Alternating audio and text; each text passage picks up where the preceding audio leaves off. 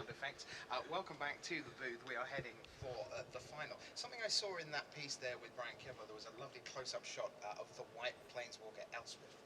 I noticed there was the Elspeth in that piece with Brian Kibler there. And we've got a chance to show you a new planeswalker now on our next graphic from the collection of Scars of Mirrodin. Let's see if we can... You mean this gentleman right here? Yeah, so Venser the Sojourner, let's tell you what he does. So +2, exile target permanent you own, return it to the battlefield under your control at the beginning of the next end step. -1, creatures are unblockable this turn, and the ultimate -8, you get an emblem with, whenever you cast a spell, exile target permanent. BDM, I guess you're a little bit excited by that one. Pretty excited by that one? I'm very excited by that, especially with the Thrumming Bird next to it. You know, you attack with the Thrumming Bird, get an extra, you know, you proliferate a counter onto your Planeswalker, you activate the +2. You could get this thing ultimated pretty quickly. Yeah, absolutely. Start at 3, go straight to 5, momentary blink. And he's a pretty mean-looking individual. For blue-white, it's someone you don't really want to mess with. Very aggressive. I know that you are also very interested in proliferate a card like Thrumming Bird, 1/1 flyer. I mean, I just like the mechanic a lot. I love the idea of being able to put counters on a Planeswalker in an unfair way. I don't know if it will be good enough.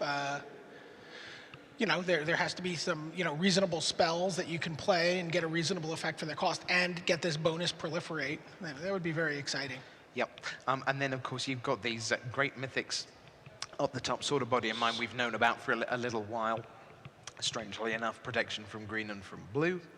And then we've got this Wormcoil Engine, Death Touch and Lifelink, 6/6 for 6. There's some pretty tasty things going on, it turns out. Yeah. I am probably going to go on a shattering spree in the new format. I'm gonna be running a lot of artifact destruction. You feel like artifact destruction may be the way to go. Maybe the return to the artifact I hope block. Mulder Slug is reprinted in Scars of Mirrodin. Oh, what a beating that card was. All right, well, let's take you away from what's coming up in a few short weeks' time. To what's immediately at hand. To what's coming up in a few minutes' time. And that is the final of Pro Tour-Amsterdam between Paul Rietzl and Brad Nelson. This is White Weenie up against the Treehouse deck. Is it Paul Rietzl versus Brad Nelson, or is it Hall of Famer Gabriel Nassif versus Hall of Famer Brian Kibler? How does that work? Well, Gabriel Nassif designed the deck that Paul Rietzl's playing in this match. He just announced that he was going to be inducted into the Hall of Fame during the break. Brad Nelson's playing Treehouse, a deck he learned to play after getting pummeled repeatedly by Brian Kibler in playtesting. So we got a Hall of Fame matchup here, even if all the Hall of Famers are sitting on the bench right now. Okay, who do you take, Nelson or Rietzl? Brad Nelson handled this matchup in the quarterfinals. It took him 5 games, but he did take it. He started the tournament on Sunday 0-2. I gotta like him to go all the way. Well, I take Rietzl here. I felt that he didn't have the tools he needed last time he was in the top 8, and I don't think he felt he did either. This time the difference is he knows the 75 and he knows that they rock, and he's got all the way to the final. I don't think he lets this one get away, so I will take Rietzl for you. Well, the largest ever individual Pro Tour is almost at an end. 455 players can no longer win this tournament. 2 still can. Let's make that 1, shall we? It's time for the final of Pro Tour-Amsterdam 2010.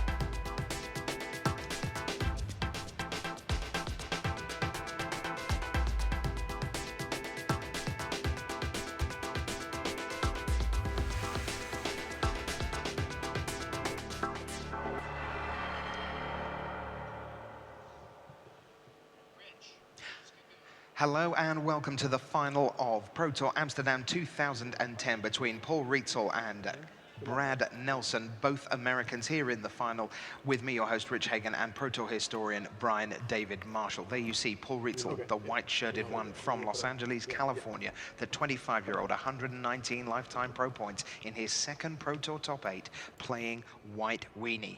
He has made top 8s in every format known to man: Legacy, Dark Steel Limited, Extended at Anaheim, Block and Draft with Honolulu. There you see Brad Nelson, his opponent, the 24-year-old from Fargo, North Dakota, 6-0 in M11 Draft this weekend. The Grand Prix Washington champion, second successive Pro Tour top 8 for him. He was 9th in that Honolulu showdown last year. He has lost to Rietzl in the extended portion of this event already. And now we are underway in the final with one of the openings we've seen pretty much all day, BDM. We already had a lot of action in the little preamble there. We've seen a fetch land, we've seen a Treefolk Harbinger go get a removal spell. And, we see a Figure of Destiny from Paul.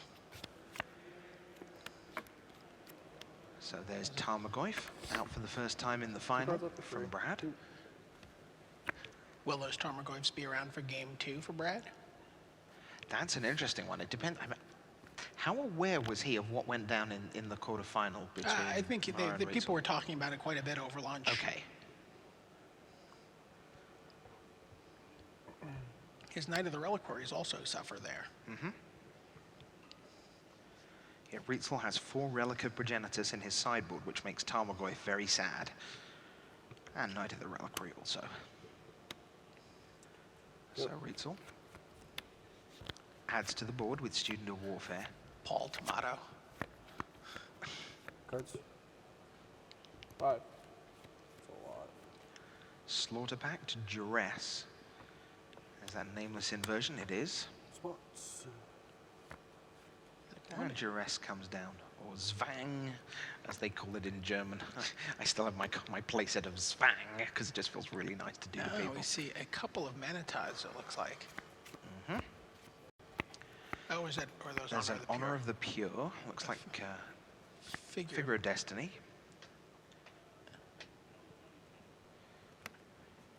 And those are... Figure, double mana, tithe, and land. He is a 3/4 at the moment? Yeah. Once Honor of the Pure goes away. 17. Go. Tarmogoyf attacks. Nothing to do with the Harbinger at this Easy stage. price, right? Yes. Figure and change Student. I only know one of them, so. Both being ready to pump as Paul gets rid of his Arid Mesa.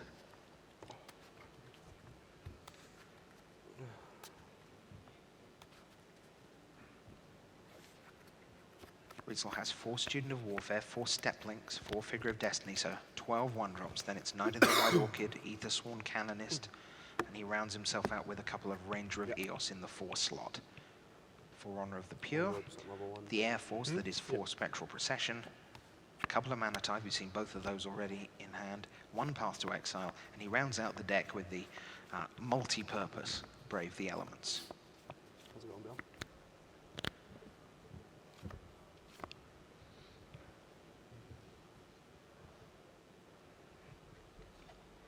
Rietzl lays land number 3, Marsh Flats. Designed to power out Step Links, but no sign of the 0-1 at this stage.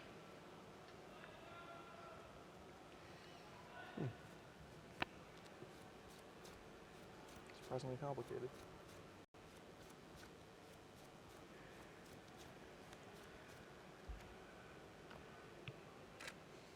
And he decides to send the Figure of Destiny.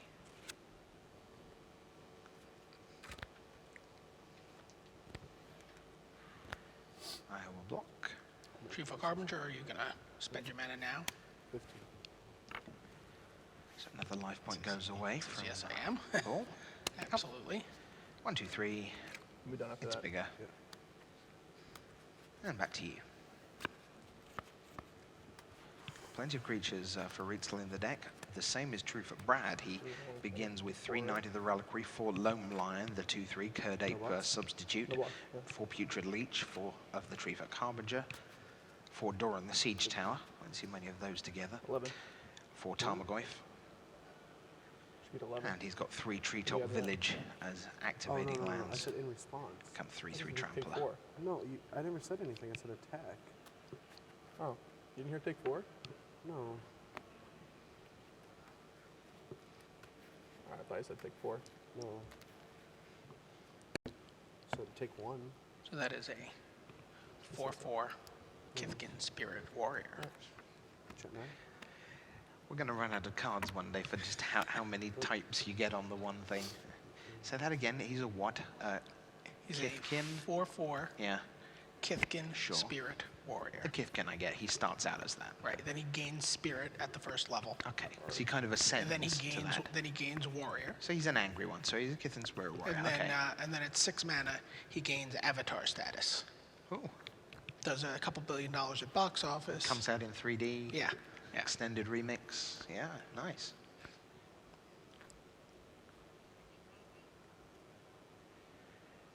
And of course, Figure of Destiny, the musical. So Tarmogoyf versus Figure.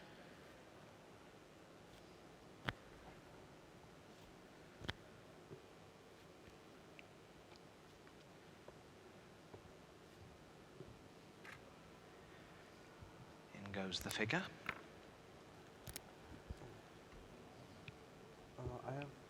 I took one from this. I Okay. should be at 15. We're struggling with that early in the. Yeah. Yeah, 1, 2, 3. This time there will be no blocks. Down comes Knight of the White Orchid, no chance to get a land, but down comes another Figure of Destiny. Cool. It's like my friend did so well, I think I can move up the ladder too.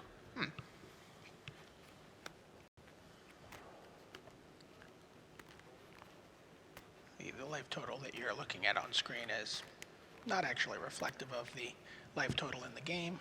It may be 2020 vision, but it isn't actually 2020.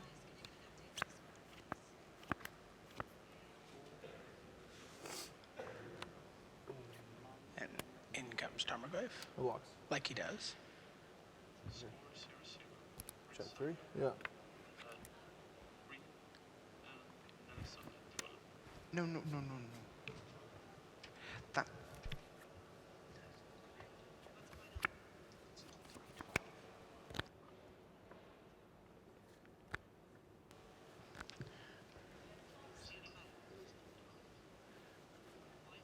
Paul Rietzl is actually at 3 here.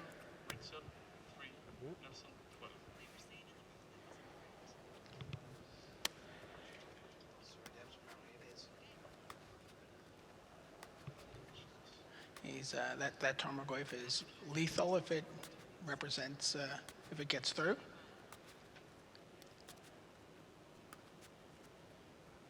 You see the correct score now on screen.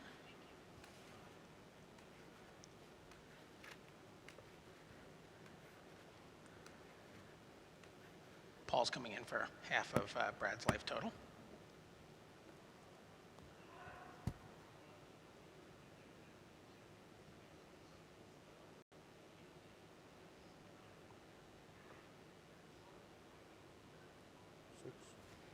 Yep.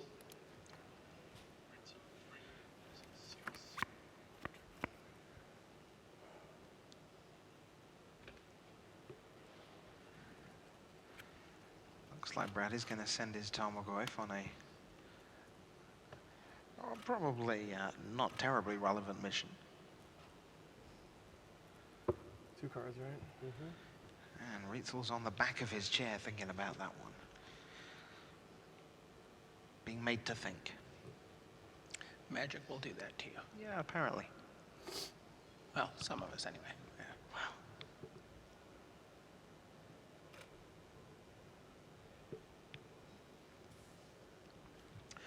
Knight of the White Orchid gets in the way and goes to the graveyard.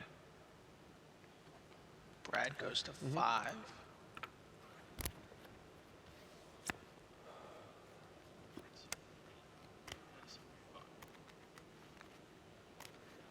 There will be no tapping down with Cryptic Command. All the Cryptic Commands have gone from this top 8 now. What? Mana attack, land. They're just having a little chat with each other.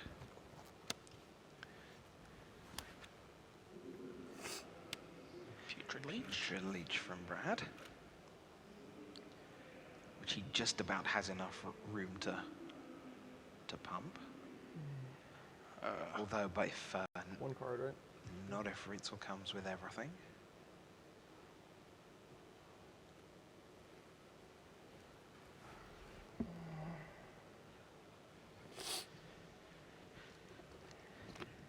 And now Rietzl narrows his worldview down to just a few inches of table.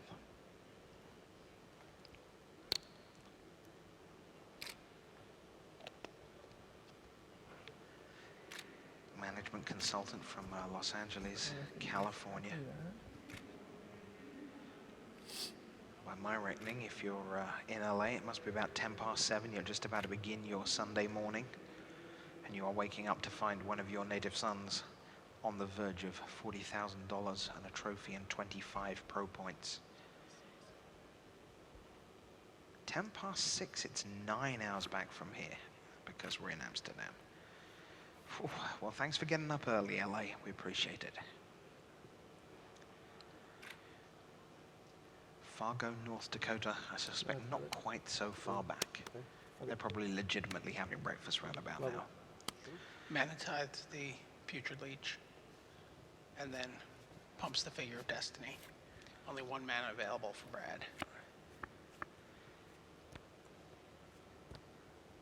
Brad remaining so still On the surface, this is a lethal attack I'm gonna play around it. on the surface. for Paul. Mm-hmm.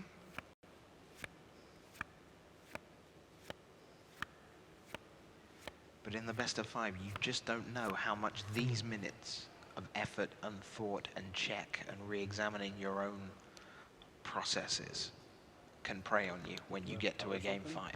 No, I'm just trying to think what I. You don't know how the whole, the whole weekend of it, right? I mean, Sure. I'm always amazed when people are very critical of a player in the top 8 of a Pro Tour. Yeah. When they've had no sense of how grueling this experience can be over the course of a weekend. It can be grueling watching a match in the feature match area, much less playing one. Yeah. And they have 3 rounds back-to-back of best of 5. Semi-finals went surprisingly quickly. To find the 3-0 sweep in both halves was a surprise, not what we were expecting at all. Paul has decided, the heck with it. I'm going to attack with everyone. What you got, Brad? I've got the win on the table.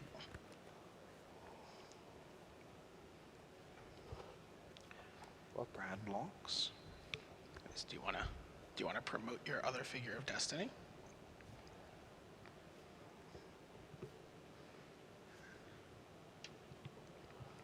Take 4. No effects. I got a 1. Yep, there. This is dead, right? Yeah. Ranger of Eos. Nelson at 1.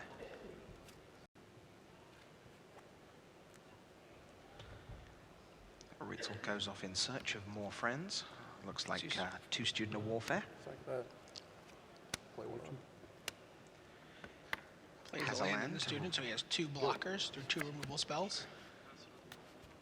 Interesting. I mean, he could have obviously pumped the Figure there and gone for the win. As it is, Color pack? that is 1-0 to Paul Rietzl. 2 blockers equals the win. Yeah. So good start for him. He leads 1-0 over Brad Nelson of Fargo, North Dakota. Let us take you to our last set of Scars of Mirrodin cards we've got to show you. We've got shown you 16 already. I guess maybe the Venser Planeswalker would have been the highlight so far, but we've got one more set. Clone Shell, Contagion Clasp, Coppermere, which the green one of the 2 mana cycle we've seen before, and Dark Steel Axe. And BDM, I guess this is the proliferate one where you're really interested in Contagion Clasp. Well, certainly in limited, Contagion Clasp seems like a very, very interesting card. It's sort of a blister beaterly kill a little problem guy when it comes into play. And then for 4 mana, you have a recurring source of proliferate. I was talking to Patrick Chapin about this before the lunch break, and he said, well, proliferate is being priced the same way as drawing a card, right? You'd pay 4 mana on an artifact to draw a card. He's like, is this card worth drawing a card? We don't know yet. Certainly a card that I would almost always play in limited, and I imagine that counters will be fairly relevant. It does say players, so you can also amp up poison counters on a player with this. Indeed. Now, of course, we've got two United States players here in the final, Rietzl and Nelson. Let's take a look at the top Americans from this event. Now, I promise you, this graphic was prepared a long time ago, and Brad Nelson first, Paul Rietzl second refers to their standings in the Swiss, not to a prediction on the final, just so we're clear. So this was the Swiss standings. Nelson first, Rietzl second, Mike Jacob, Brian Kibler, and Thomas Marr rounding out the top 8 for the Americans. LSV, not often we hardly talk about LSV on a weekend, especially when he came 11th. He was within an ace. Only 11th. Disgraceful. Billy Postlethwaite, 12th. Dan Jordan, I don't know much about from the United States. It's someone we've seen around. I mean, he's not. This is certainly his best Pro Tour performance. Then we have Matt Sperling in 19th, and then Conley Woods 22nd. A real roller coaster ride for Conley. Begins the tournament 5-0 in extended with his midnight special deck. You did a great deck tech on that, BDM, I know, with Conley about shaping the metagame, seeing where it was going, and then literally at midnight, cracking it. Right. And he goes 8-0 on day one. Wins his first draft. There was a very, very scary moment at the beginning of day 2 where Conley basically ran in to the site almost to the second that before the draft is about to start, his feet bleeding because he's barefoot. He and Thomas Ma came running from the tram to just make it into that first draft pod. And if they had missed that, they would both not have been dropped from the tournament, but they would have missed the entire draft pod, at which point Conley would have been 8-3. Now, the irony of all this... He could have slept in. He could have slept in because he went 8-3. He went 0-3 in the draft, and he was... And you have to wonder if the hustle of that, and the sort of the panic of, am I going to miss my draft, affects your decision making. Utterly petrifying. Now that said, I bumped into Conley at 8-3, and how you getting on? He was miserable. I said, look, you were seconds away from being 8-3. Now 3 hours later, you are 8-3. There are 54 players left who can win this Pro Tour, and you're one of them. And there are 403 players who can't, and you're not one of those. And you have never, ever, ever lost a game in this format. Because he was 5-0 at that time, and New Extended about to reopen that deck. And he went win, win, win again. So he was 8-0 in extended.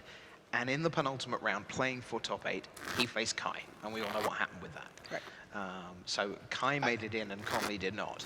And I misspoke earlier. Kai actually did lose a game. He dropped one of the 3 games to Conley. Oh, well, right. And how did you find that out? Conley pointed it out to me. Oh, right. Okay.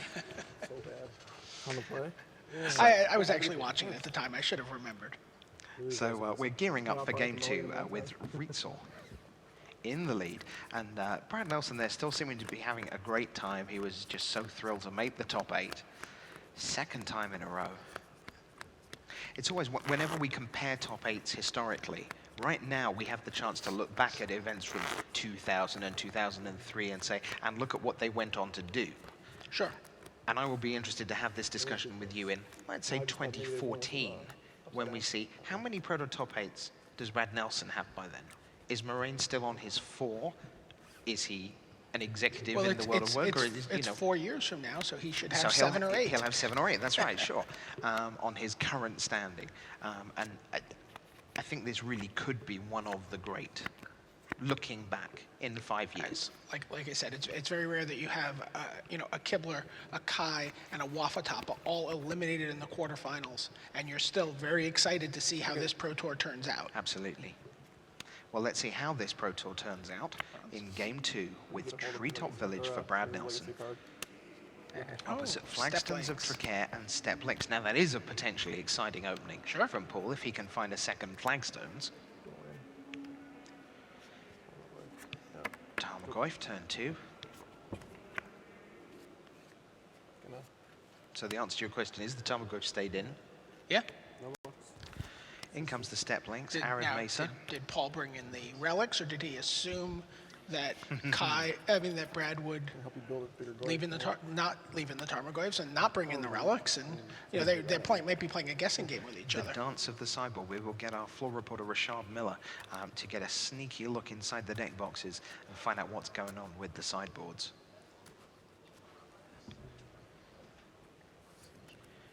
Ahead of the game, Rashad Miller says yes, he did indeed bring in a couple of relics. Celestial Purge, I believe. And a couple of Path Exiles. Uh-huh. So, Right, got in for 4 with his Step Links, and played Figure Destiny. Infest, Slaughter Pact, and Elspeth came in for Brad.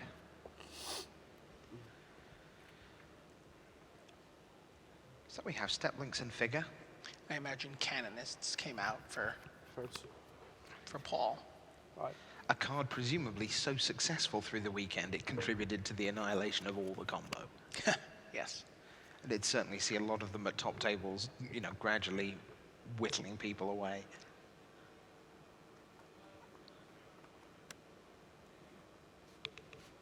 Take 1. 19. What? I take Oh, one. sorry. You take one. Yeah. 15. I am at 19 though. Yeah. Brad has tapped 3 19, mana. 15, right? Close. He's going to just kill that figure now if he can. What are you Yep, pulsing? Sorry. Maelstrom Pulse for the Figure. Is Paul going to brave the elements? Yet to see that? No, he's just going to put his figure in the bin. Hasn't invested anything in it particularly. And Tarmogoyf is now, you know, got a 2. 16. Go. Tag for 2.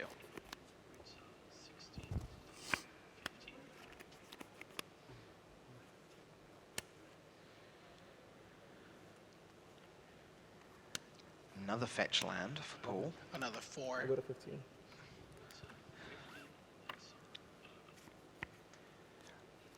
All cards are obviously good at different stages of the game, but rarely has there been a good card that has been so variant between turn 1 and a bunch of fetch lands, super awesome Step Links, and top deck turn 9, 0-1. And 3 tokens. Yeah. Spectral Procession has been just, I think, the all-star for Paul so far. Every match we've watched him play.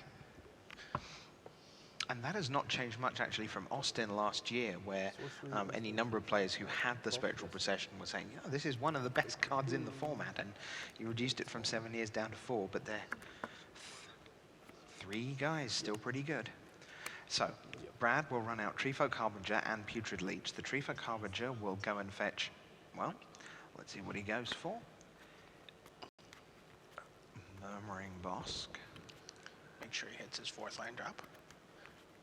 Believe he's holding an Elspeth. He's certainly holding a forest on the right that you can just see at the right-hand edge of your screen. How many cards do you have? I have 3. As Rietzl untaps.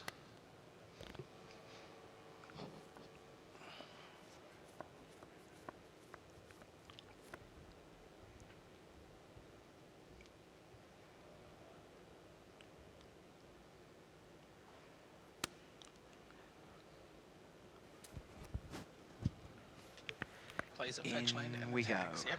Yep, so I'll just put my Treefolk Harbinger in the way. It's got me a land. Now it can soak up some damage.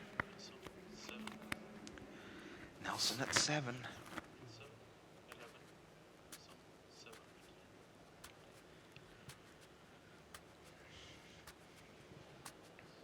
It's 7-11. 2 numbers I can't hear without thinking of Diet Coke.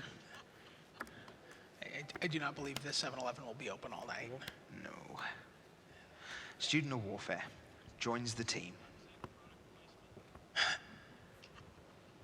Level. Short. Go. Oops. 6 would be cool.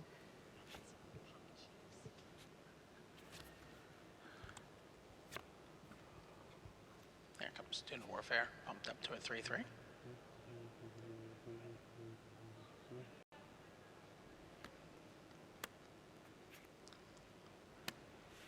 Doran. The Siege Tower comes down. Ooh, sorry about that. Attack you. So its power toughness right now is 3/4 creature, sorcery, land. So hitting for 4. And with Tarmogoyf, see if he can.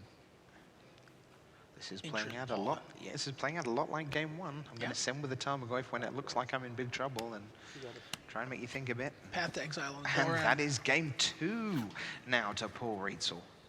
This is the same situation Brad found himself in the quarterfinals. He was down 0-2 to Kai. We cut away, kind of fully expecting to come back on Kai in the semifinals. Did not happen. Told you about the top Americans. In a bit, we'll see if we can get a look at the top Europeans that have been running through this event. I can tell you that this event just absolutely stacked. At the end of 11 rounds, when the draft had finished, there were 54 players left in contention. 47 of them, BDM and you and I knew by reputation. Just an extraordinary lineup. Yeah. Here are the top Europeans. We begin with the three in the top 8, of course. Moraine, Leibert, Guillaume Wafetapa, and Kai Buda, all gone now. Again, these are their Swiss standings, not necessarily their finishing result. Kenny Oberg had a chance to maybe put a little bit of a fly in the ointment of the top 8 when he had already had a draw and was was able to get what we would call a virtual top 8 for this event, the 37 points necessary. But his tiebreakers were so flimsy that everyone knew that they could draw safely, and even with his win, he would not get in. I talked to Kenny on a podcast show earlier in the weekend about how to be good at Magic, and he said one of the things he was most proud of in his Magic career was in one of his earlier Pro Tours, he started out, I think it was 0-2, maybe even 0-2 and a 1 and a draw. So after 3 rounds, he still didn't have a win, and he went on to finish 29th in that event. Now, 29th in any given tournament doesn't sound that exciting, and yet that was a fundamental part of who he is as a Magic player. And I know that 9th, whereas of course it will disappoint him to miss out on tie breaks, he will be tremendously pleased to have got as far as 9th. Sure, and a Magic career, where you're going to play this from event to event, is built on top 16s and top 32s as much as it is on top 8. So I mean, he has a 2-week span where he picks up points for winning Grand Prix Gothenburg, picks up pro points for a 9th place finish here, and he's amassing a nice little total for himself going into the next year, locking up levels. It's a great finish. And we still have 2 European Grand Prix of this season to come, in Bochum in Germany and then Florence in Italy, before we head off to Worlds, and that's even before he goes elsewhere in the world if he wants to. So there you see Brad Nelson ticking away. Noah Boken, incidentally, was also in that top 10 list, Daniela Canavesi.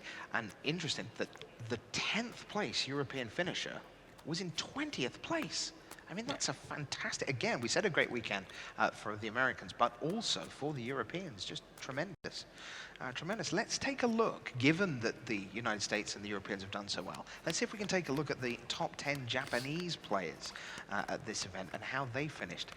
And I think you're going to find a slightly different list. Look at that. Yuya Watanabe, 28th, the best placed Japanese finisher. And then a lot of names we don't know a lot about. Kazuda Kawakami in 29th. You don't necessarily know. That's the one that really comes as a surprise. Naoki Nakeda also. And then the big guns, if you like, your Nakamura, your former Player of the Year, Yasuoka, Mori, Shingo Kurihara was in the Player of the Year mix. Junya Ayanaga.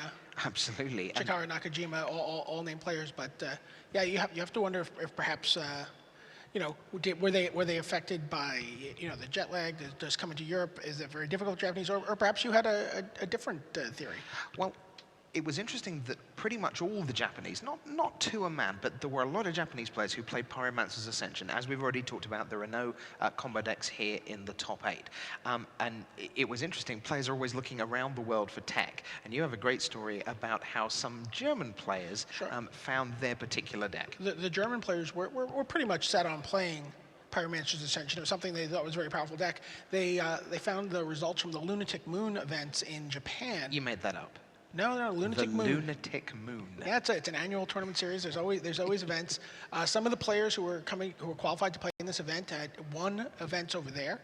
They were playing the Pyromancer's Ascension deck with main deck Tarmogoyfs. The German players used Google to translate the webpage, which was only in Japanese, into German, and sort of were able to sort of riff off of that list to create their list for this event. But it's interesting. Again, we've seen so many of the people who've done well at this event, sort of continued to improvise once they got to Amsterdam, right? Continued to look at the format, make decisions. You see the Treehouse deck with all of its 3 toughness creatures and better because of the Punishing Fire engine. You see, Conley Woods' Midnight Special, which is, he's like, oh, they're selling out of Tree Folk. I better make some modifications to my deck. I wonder if almost maybe I wonder if almost it's a case of, being a little inflexible inflexible in the face of this new metagame that's going to constantly be changing. Like, there's a lot about the scouting. Let's take a look while we're still shuffling away at Paul Rietzl's sideboard here. So he's got the 4 Relic of Progenitus, so key from the quarterfinal. 3 Path to Exile, we know he's brought a couple of those in. Barrington Forge Tender. Rule of Law is one of those anti-combo cards that we don't really need anymore. Celestial Purge, Lapse of Certainty, and Angel's Grace. Obviously did its job through the weekend. Sure. The relics and the paths are going to be the relevant cards here for us, right? And the Ether Scroll and Canonist, I'm assuming, are coming out. Those are the cards that are also dealing with those combo decks we had talked about. Let's stick with BDM on board and look at the other side there, and a pretty busy-looking sideboard for Brad Nelson. The cards we're really interested in here, obviously the Infest, the Slaughter Pack, and the Elspeth. We've already seen them come in. Possibly even the Crib Swap. And he's going to take out a handful of. He's going to take out just a handful of cards here and there from different categories. I think he took out 1 Door and 1 something else. He took out his Thoughtseizes. Probably too late, actually. So we are away, and we said Step Links, not very exciting turn 9, but exciting turn 1. Yep. And Paul Rietzl, 1 game away from $40,000, 25 pro points, the title of Pro Tour-Amsterdam champion for 2010, has that turn 1 Step Links. Potentially can attack for turn 6 on turn 2 off of another Flagstones. We saw it attack for 4 repeatedly, merely off of fetch land.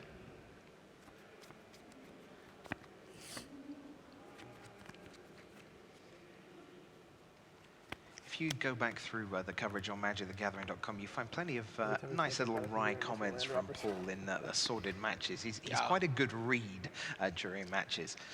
He's a coverage reporter's dream. Yeah. There's a handful of players like that. I like to say they make their own gravy.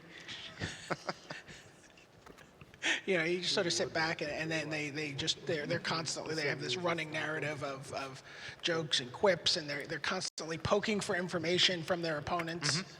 And it's just, they're great. Paul's always been a pleasure to cover. Yeah, so he's well worth a read in some of his back catalogue of matches. Putrid Leech for Brad.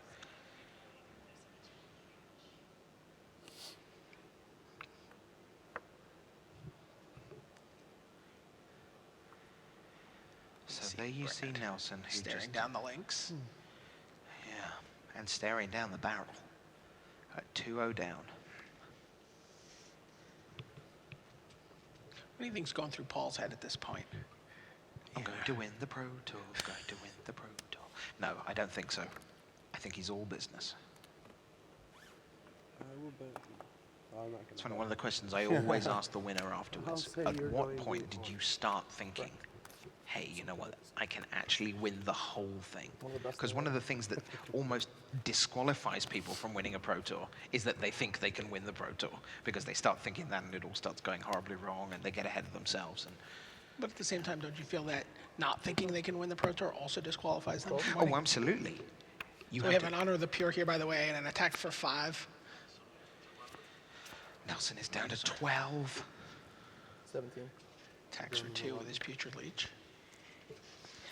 He will not be donating 2 extra life He does at not this play point. does not play a 3rd land, plays a Loam Lion. Forest. What? Forest. Oh, no, Takes a little I'm saying it was pain still off of making a his small thing. Murmuring Bosk. No, I know. It still works.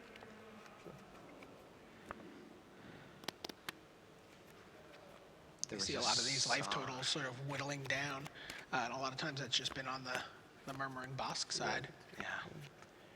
Rietzl just let out a big sigh there, 3, 4. feeling the pressure.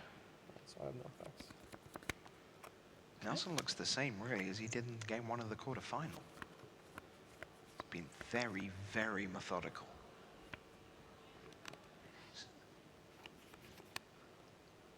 And should he go on to lose, has 20 pro points from this. Paul shrugs as he wastes a fetch land here. He's like, all right, Any step links? I'll just crack it. I'll do it anyway. And one has to imagine 6 power flyers coming. Wait, can we go back? Is that the face of the latest Pro Tour champion? Yes, 6 power flyers. You got it. Oh boy. You work for this all your life, and he is so Brad needs a third land here. ready for this. Brad has the Maelstrom Pulse in hand, but he does not have a third land. He did not draw one this turn. Oh boy. We saw Brian Kibler stumble on mana to be put out earlier in the day. The deck that Paul has does not stumble on mana. It looks like that's what's going to happen. Rietzl looking at a fantastic board position. He's got another Honor of the Pure in hand. He plays it. There's the hand! Paul Rietzl of the United States. 3 games. In 3 straight games is the Pro Tour champion. And he is, oh wow. It is such a great moment to see that. He cannot believe he has crossed the finish line. He is blown away by that. Oh, that is fabulous. Paul Rietzl, your 2010 Pro Tour-Amsterdam champion. Wowie. On a weekend that Gabriel Nassif is announced to be inducted into the Hall of Fame, he designs yet another deck. He designs yet another deck on his Hall of Fame resume, this White Weenie deck that put Paul on a historic run through the top 8. If you remember a few years ago in London, Jeffrey Ciron took a 9-0 run through the top 8 there in limited. He got given a red deck, didn't he? And it was just mono red. He literally given a red deck. It was just handed to him around the table. Paul Rietzl has just done the same exact thing. He 3-0'd Ma. Yep. He 3-0'd against Jacob. Mike Jacob, and now he has 3-0'd Brad Nelson. That is just 3 different decks, 3 different archetypes, 3 different players. Just a phenomenal, dominating performance by both deck and player. That is just unreal. Congratulations, Paul Rietzl. That's amazing. Yeah, it really is, and I can't wait to talk to him both on the last tournament center of the weekend, and then we'll get to sit down and take him through round by round how he went, how he pieced it all together. And I think a big part of the story of how he pieced it all together comes in the week before this event, because that Doran deck, the Doran deck for Nelson was not around, and the Rietzl deck, the White Weenie deck, was not really around. When you looked at on the Magic Online events that were there, it was Pyromancer's Ascension, it was Ad Nauseam, Angel's Grace. Frankly, these decks were dismissed on the back of the Punishing Fire Engine. It's like, obviously a deck with small creatures cannot win this event. People have the ability to dispatch small creatures very easily. They have Punishing Fire. They could just, why would you even play these cards? And it is fair to say that Palavida Dama de Rosa is not a big fan of the White Weenie deck. I think he puts air quotes around the word deck in that sentence, but I think there is some empirical data now to suggest otherwise, to put it mildly. Well, look, let's take you back over today. We had this incredible top 8, just to remind you. We had Brad Nelson. We had Guillaume Wafatapa, the Pro Tour Yokohama champion. We had Moraine Libert in his 4th top 8 in successive years. We had Michael Jacob, a Pro Tour Team World Champion in 2008. We had Brian Kibler inducted into the Hall of Fame today. We had Paul Rietzl, and we had Thomas Ma with his 0 lifetime pro points coming into the weekend. I mean, the Sacrificial Lamb wasn't in it, apparently, but he still seemed pretty confident. He, in fact, was the first man out, and no shame anyway to lose in the quarterfinal. But it turns out he was just the first of many to be put to the sword by Rietzl. Sure, absolutely, and it was easy sort of to dismiss Paul Rietzl's 3-0 there as sort of like the inexperience of Ma. But there's no inexperience on the part of Jacob. There's no inexperience on the part of Brad. I mean, he just 3-0, 3-0, 3-0. Okay, so the second quarterfinal that finished was between Guillaume Wafatapa of France with his Mystical Teachings deck and Moraine Libert of Belgium playing Merfolk Fish. We had seen a preview of this in round 15, which was a proper kicking from Moraine. We sort of gleaned a preview. I couldn't say we saw it because we looked away for a moment and we came back and they were shuffling and we went, okay, well, we'll come back in a minute. Oh my God, they're done. It was pretty much 2 turn 4 Cryptic Commands was just about the end of the game on both occasions. Yeah. And talking to Guillaume at lunch, he said, yeah, I mean, I'm not them, I'm a Pro Tour champion. I looked at the matchup and went, yeah, I didn't really want to play you. And, he did really well to take actually a game in that. He equalized at 1-1, but Moraine pulled away. I talked to the other Guillaume Matignon, about the matchup. They had been playing this all night, and he said, like, we would love to play any other matchup in the top 8. Of course they would. Yeah, absolutely. Well, then we had Michael Jacob against Brian Kibler, and this went the distance. And in the end, this was one of the few matches of the day, and indeed of the weekend, that were really kind of partly decided by lands malfunctioning. Brian had a bit of a struggle. Yeah, he did. He didn't get to play his full game in a couple of the games there, but it went to 5. And Michael Jacob, again, playing a lot of lands, playing a lot of ability to manipulate his deck with Preordain and other spells, he came out on top. And the final quarterfinal was the one that overnight we were just so unbelievably excited to see. Brad Nelson of the United States, one of the coming forces, the modern face of American Magic, against the face of Magic from past. And now maybe present and maybe even future. You've got some news on that, I by gotta the tell way. you, I was talking to Kai over lunch, and I just assumed he would not be making the journey to Japan. He has Quite a a long full-time way. job. He's an older player. I mean, he plays when he wants to, much like Zvi, much like John. He can pick and choose his events. And I just went up to him and I said, so I assume I'll see you in Paris, right? I'll see you in Paris next year. It'll be When great. it's a few hours. And Yeah, and he said, you might just be seeing me in Chiba. He had a good time this weekend. He Yes. had a good time playing this weekend, and I think we will see Kai Bude at Worlds in Chiba. Well, we saw him in the quarterfinal, but Brad pulled out of an 0-2 hole to take that 3-2, and that meant he then faced Moraine Liebert in the semi-final. Moraine really wasn't quite sure how that was going to go. He was thrilled to get out of the quarterfinals Yes, for the absolutely. first time. That's another monkey off his back and another notch on his resume. But both semi-finals were very one-sided. Yeah, that was the boom boom room. It went very, very quickly. 3-0, not a question. And then the finals we just watched. So we have Nelson taking out Liebert. We have Rietzl taking out Jacob. And then a historic final where the 0 from the quarter and the 0 from the semi remains a 0 in the final. And Paul Rietzl, 3-0, 3-0, 3-0. BDM, your closing thoughts. Just congratulations. I've known Paul Rietzl since he was a teenager, really a child playing Magic. He's grown up to be a very successful player, a man, and I'm just really proud of him. It was really exciting to watch him earn that in his second trip into a Pro Tour top 8. Well, as always, I would like to end with a quote, and it's a short one. Since we're in the Netherlands, here's a few words of wisdom from artist Vincent van Gogh, 1853 to 1890. And he said this. Can you lend me your ear? Stop it. For my part, I know nothing with any certainty, but the sight of the stars makes me dream. Now, Paul Rietzl fulfilled his dream here today. Why don't you get on Magic Online and start fulfilling yours? We will see you for Worlds in Chiba, but for now, it's award ceremony time with your host, the Pro Tour Tournament Manager, Mr. Scott Larrabee.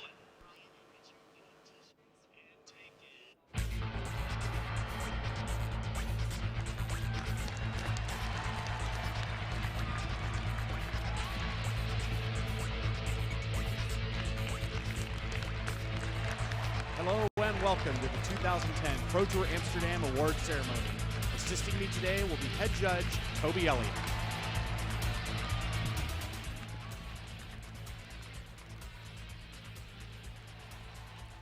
First, I'd like to make some recognition on trophies that were awarded previously today. In fourth place, winning $13,000 from Belgium, Moraine Liebert. And in third place, winning $15,000 from the United States, Michael Jacob. And now, your 2010 Pro Tour Amsterdam finalist winning $20,000 from the United States, Brad Nelson.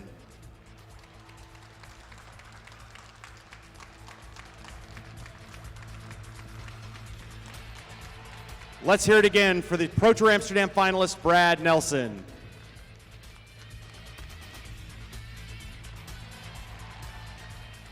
And now, the 2010 Pro Tour Amsterdam champion, winning $40,000 from the United States, Paul Rietzl.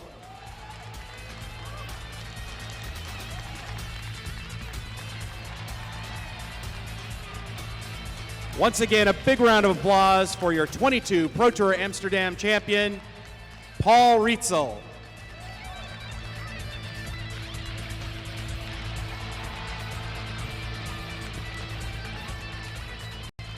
Wizards of the Coast would like to thank all the staff, judges, and players, and especially you, the internet audience, for joining us this weekend.